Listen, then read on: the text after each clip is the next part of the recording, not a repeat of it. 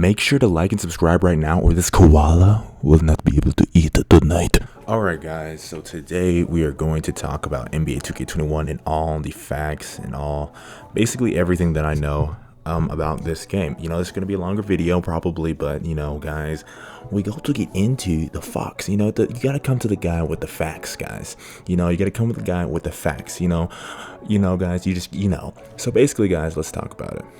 So the first thing I'm going to address is shooting. A lot of people have been asking me about shooting. They've been asking like what's going on with shooting, how is it going to be this year, and Wagwan, what's up with it? You know what I mean, guys? So basically from what I've seen and the tweets that I've seen, basically Mike Wang said that this year having a higher three-pointer is actually going to mean something. Like in the previous years, like this year, you could literally have a 50 overall three-pointer and still like be able to hit from the corner. Now, keep in mind that just hitting from the corner isn't the same as shooting from Limitless like Ja did right there. But it annoys some people. Me personally, I kind of like having builds that can just shoot, even if they have a low three-pointer. But I understand that doesn't make it realistic, and a lot of people don't like that. So, I mean, I guess that's good for the people that do like that. But for me personally, I don't really necessarily like that, but I understand the point of it. So, Mike Wang said at 99, the difference between 99 and 70 is going to be really high, because we know, guys, this year, the difference between like a 75 with Hall of Fame shooting badges and a 99 really isn't that much. Like, Glasslocks shoot from range. Maybe not as good as the stretch, but just damn near as good as the stretch, bro. So, they're saying it's going to actually matter this year. So that's one thing you must keep in mind. That's why I said that stretches might actually be one of the best builds in the game next year. I'm not saying I know this. I'm just saying from the information I've heard that I think it will be. And then guys, another thing that we're gonna have to address in the shooting category is that now they're doing shot stick. I really don't know how this is going to work. They did it in 2K17, but I'm not going to lie, I don't really remember anyone doing it except maybe Ticino. But he's the only one I know for sure. I didn't do it in 17, but they said that shot stick is going to give more of a boost than no meter. Yes, no meter is still in the game. You still get a boost from no meter, but shot stick will give you a way bigger boost. That's what they said. And obviously, guys, I still advise for y'all not to use meter. Use at least no meter or stick, because if you don't do any of those, I feel like you're going to be heavily punished in 2K21, because they have two options, and if you're not doing any of them, you're not going to be able to shoot consistently. That's personally what I feel like. But a lot of people said they're just going to use no meter than stick, but I'm personally going to try out stick. If I can't do it, then yeah, I'm just going to probably just give up at that point.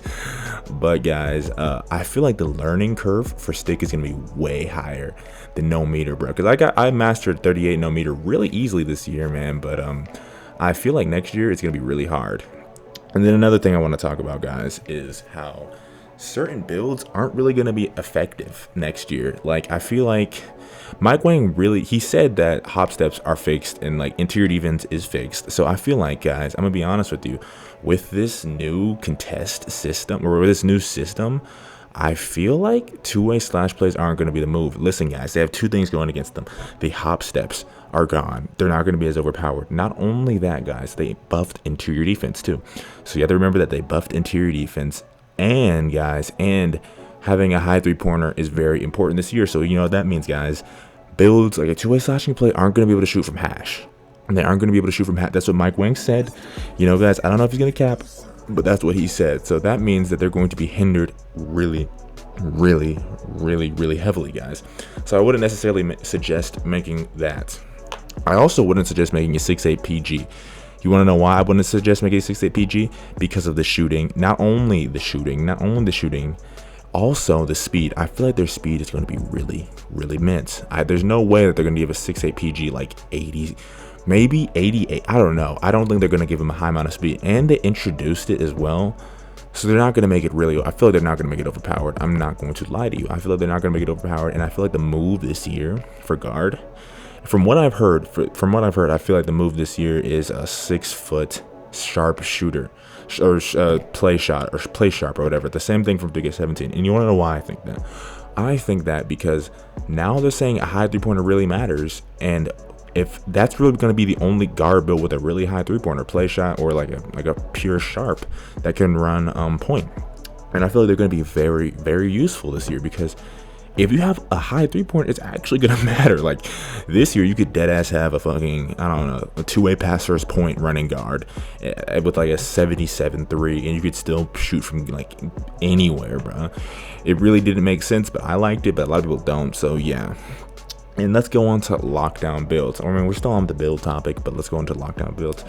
Lockdown builds, I feel like this year, Pure Reds, unless it's like a center or something, actually I don't even know what that, because of the gameplay, but if the gameplay is relatively the same, I feel like Pure Reds except centers are going to be horrible. Because listen guys, he said builds with low 3-pointer aren't going to be able to shoot, and guess what guys, every Pure Red has like a 53-pointer. They're not going to be able to shoot. So I feel like the meta is going to be red green, what's it called, red green lockdown defenders. You want to know why? Because they're going to have a decent enough 3. It's going to be like a little bit like this year, a decent enough 3, and they're going to have Hall of Fame badges. I don't really necessarily know how tall, but I do know that they're at least going to be like used this year. Like, name me 5 comp players that use a red green as their lockdown. Not that many guys, and if they did, they're an outlier. So I would suggest probably making like a red green build, maybe 6'5". It just depends on the heights, guys. Another thing I want to address is a lot of people asking me about centers and what do I think the best center is going to be. I don't know. I feel like stretches are going to be really overpowered this year because of the high 3-pointer and the importance of a high 3-pointer. But guys, I really don't know. I really can't answer that question for you, but I feel like to a certain point, stretches are going to be really overpowered. Some other great things that are like, I'm glad that are back in NBA 2K is the park reputation is staying as well. So like your park rep and all that still matters. It's not going back to 2K19 with the overall system. I think we can all agree that was horrible when Jay Fox was the freaking first legend. But yeah, that's coming back. Quick draw is not in the game. A lot of people ask me about quick draw. They're like, hey, what is quick draw? Like, why are you happy that quick draw is in the game? I'm happy that quick draw isn't in the game because 1, it takes up shooting badge points. 2, it's just a waste of a badge. Like, you could put it at something much more useful, guys. You could really put it at something much more useful because that just takes it, like, that shouldn't be a badge. You should be able to do your speed and without even having that badge, without wasting badge points. And another thing, guys, is that the jump shot creator is actually not a thing anymore. Like, you can just do it like off rip. You don't have to freaking grind 30-40 games to get the jump shot creator, which is a really good thing because I personally hated, like with a passion, I hated grinding for that. So now we're going to talk about a couple badges that people wanted to see out of the game, which aren't necessarily out of the game, they're just retuned, guys. So Pogo Stick is still in the game. A lot of people are mints about this. They're mad, they're vexed, they're confused. Why is Pogo Stick still in the game? Pogo Stick is still in the game, and I feel like Pogo Stick is still in the game because there's some players in the NBA who jump really high, really fast, and really good with interior defense. So it is in the game, but it is, what's it called, retuned up. So it's not going to be at the same like OP level. Another thing is that Intimidator is still in the game. Intimidator is still in the game, bro. So basically that means that it's not going to be as overpowered, but I do feel like an Intimidator type badge is worth it because there's some defenders that just get really good contest on stuff, and I feel like if they didn't have that, a lot of more BS would be happening. So yes, Intimidator is still in the game. Another thing is that finishing in the game now, a lot of people say finishing doesn't take skill, which is true. Another thing is that finishing is getting retuned this year, guys. Another thing is finishing is getting retuned. So that, you know, that means, guys, is that it's going to take some finesse with your stick to be able to finish at a high level. It's not just going to be pressing X or pressing B or pressing whatever you press.